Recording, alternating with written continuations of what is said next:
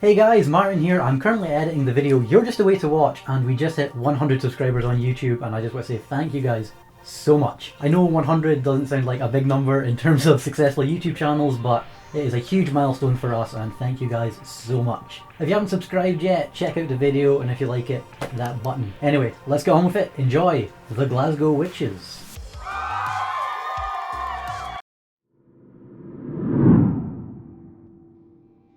Hello and welcome to Unexplained Scotland. I'm Martin and it's Halloween.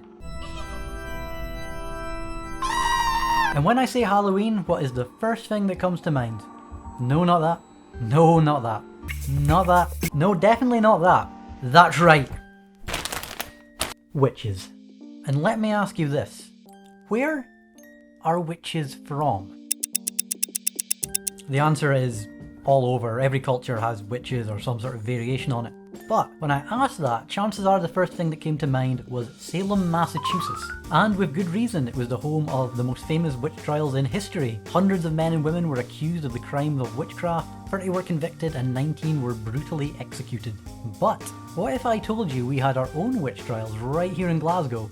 And what if I told you they were stranger, weirder, and almost more believable than anything that happened in Salem? I bet you'd say, Martin, that's really interesting, tell us more. Or, I don't really care, I'll probably just go watch Down the Rabbit Hole or Wang or something. Well, that is what I'm telling you, and that is the subject of today's video. With that said, let's get into it. Today, we are talking about the Glasgow Witches. On the 14th of October 1676, Sir George Maxwell set out for a business meeting in Glasgow. Before he could arrive though, he was suddenly struck by a mysterious illness. He lost all energy and collapsed. He started sweating profusely and claimed he felt like he was being stabbed in the left side with knives. People ran to help him and he assured them he wasn't just having a whitey. He was carried back to Pollock Hall, a huge estate that he owned. Doctors were summoned, but no one could work out what was wrong with him or how to cure it. Not long before Maxwell's mysterious illness, his daughters became friends with a young girl named Janet Douglas who worked on his estate. Janet had recently arrived from the Highlands and quickly made a name for herself as a psychic. When she arrived, she was apparently mute, but regained the ability to talk to tell a local goldsmith that his business had been cursed. The goldsmith's business had been losing customers rapidly and he couldn't work out why. That was until Janet turned up and told him that he had been cursed. She told him that if he searched his shop, he would find a small clay figure with his name carved into it. This was placed here by an enemy who wanted to drive business away from him. The goldsmith was understandably skeptical, but gave his shop a thorough check and, sure enough, found a small clay statue with his name carved into it. Soon after this, Janet began working on the Maxwell estate and became friends with George's daughters Anne and Marie. When Janet heard about her new friend's father's mystery illness, she offered her own explanation. An explanation that had come to her in the form of a psychic vision. In this vision, Janet had seen the local widow Janet Maffey. To avoid confusion, I'll be calling Janet Douglas the psychic Janet, and Janet Maffey the witch Maffey. In the vision, Janet had seen Maffey creating a small wax figure, chanting over it and sticking pins in its left side. Janet told Maxwell that Maffey was trying to kill him through witchcraft. Maxwell did not believe her, but at this point he had exhausted every other option, so decided to humour Janet. He sent her, along with two of his employees, to Maffey's house. When they arrived, they got in somehow, either by asking really nicely or breaking and entering, and instantly Janet went right to the fireplace. She reached in and pulled out a small wax figure with pins in its left side. Maffey obviously protested her innocence, claiming that Janet had just made up her vision and planted it there, but she was arrested all the same. When Maxwell's son John heard about this, he absolutely believed that Maffey would try and curse his father. Maffey's son Hugh had recently worked for Maxwell but was fired when Maxwell found him stealing. He also threatened to tell the police. This was a threat that was made on the 14th of October, the exact same day that Maxwell was struck with his mysterious illness. Maffey continued to protest her innocence, but as there were already rumours circulating that she was involved in the black arts, these protests fell on deaf ears. Her case was also not helped by the fact that Maxwell seemed to miraculously recover right after the wax figure was found. Maffey was left to rot in jail, the jailers hoping that eventually she would break down and confess whether she was guilty or not. Soon after the new year, Maxwell became ill again. With Maffey safely locked up, suspicion fell on her son Hugh. Janet claimed she had yet another psychic vision. In this vision, she had seen Hugh creating another wax figure, sticking pins in it and hiding it under his bed. Police were summoned and Hugh's house was searched. Sure enough, under the bed they found a wax figure with pins in it. Much like his mother, Hugh said, Janet made it up. She must have made the doll and planted it there. But he was arrested all the same. While the police were arresting Hugh, they also decided to arrest his sister Annabelle, perhaps hoping to save themselves a bit of time in case Janet had another psychic vision that revealed Annabelle was also making evil voodoo dolls. Annabelle, though, took a different approach than her brother and her mother. She did not protest her innocence. In fact, she openly claimed to being in league with the devil and practicing the black arts. She admitted she was fully involved in the attempted curse of Maxwell and was in personal contact with the devil himself. After the second wax figure was found, Maxwell once again made a full recovery. Not long after the second wax figure was found, Janet had another psychic vision. In this vision, she saw Maffey in her jail cell making another wax figure. However, she couldn't find anything sharp to stick into it. This was before the time of prison shivs. Because of this, she just hid the wax figure under her bunk, hoping to find something later to stab it with.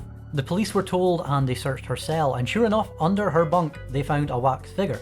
Now, this one was hard to protest her innocence in. Obviously, in her case, with Janet finding the wax figure in the fireplace, she could have planted it there. I mean, she even could have had it up her sleeve and pulled it out. The same with Hugh, Janet could quite easily have planted it there somehow, but no one could work out how she could have got into a jail cell to plant this, unless she was in league with the prison wardens somehow. Either way, the evidence of Maffey and her family being witches was mounting. The trial against them began on the 27th of January 1677. After much physical and mental torture, it was discovered through some confessions that the coven that had cursed Maxwell had been around for more than 40 years. It was claimed the founding member was a woman named Margaret Jackson, who was quickly brought in and questioned. She claimed over 40 years ago, while walking in the Eastwood, she had met the devil. She can't remember the exact conversation, which seems strange. After their short conversation, Margaret Jackson agreed to be Satan's servant in exchange for the secrets of black magic. Soon after making her unholy pact with the devil, she started a coven. She recruited Maffey, several other women, and a woman named Bessie Weir. I know there's a lot of names coming up here, but believe me, it's all relevant and it's all going to tie together. When Annabelle took the stand, the only Maffey to not deny any devil worship, she doubled down on her story. She claimed that the devil himself would often visit her in her cottage. He would appear as a man in black with the legs of a goat. On his frequent visits, him and Annabelle would get it. Oh. To her dying day, Annabelle never told anyone where his goat half ended and his human half began. Think about that. That candle is a way to go out. If it goes out, I'm not lighting it again. No.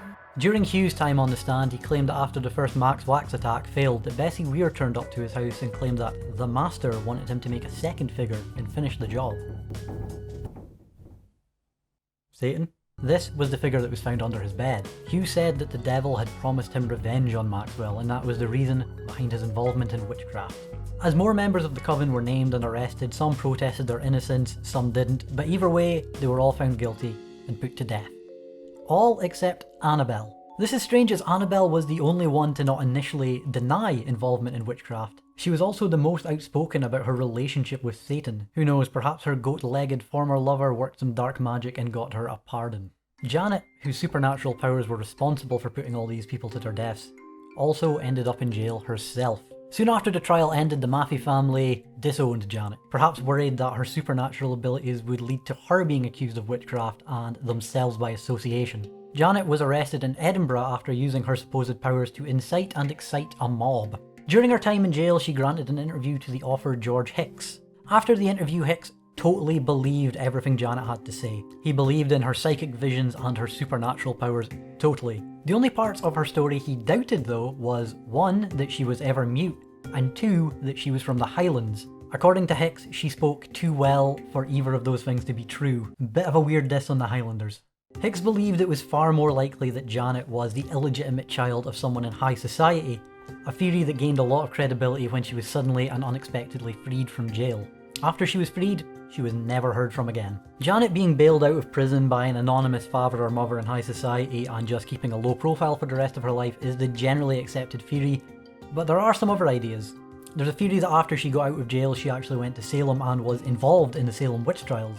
Some think she was just deported like many other criminals to Australia, but that's boring. A more exciting theory is that she was freed and killed by a secret society of witches. Some people believe that throughout time, government has been ruled by a coven of witches at the very top.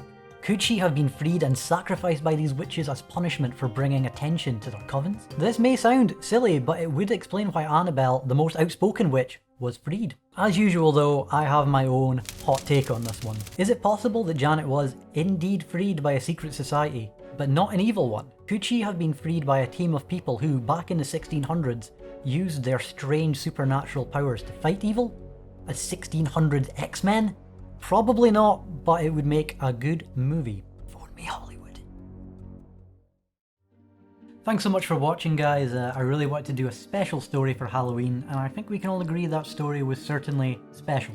Obviously, Janet could have been faking the whole thing, she could have planted evidence and just made up her visions, but finding the wax figure in the jail cell definitely adds a bit of credibility to it. Like I said at the start, when you guys think of witches and witchcraft and witch trials, you probably do think of Salem, but back in the day they were going on all over the place and they all have pretty interesting and crazy stories attached to them. If you guys liked the video, please like and subscribe. I'm also on Twitter and Instagram, so you can keep up with me there. And until next time, guys, stay safe, stay spooky, and have a great Halloween.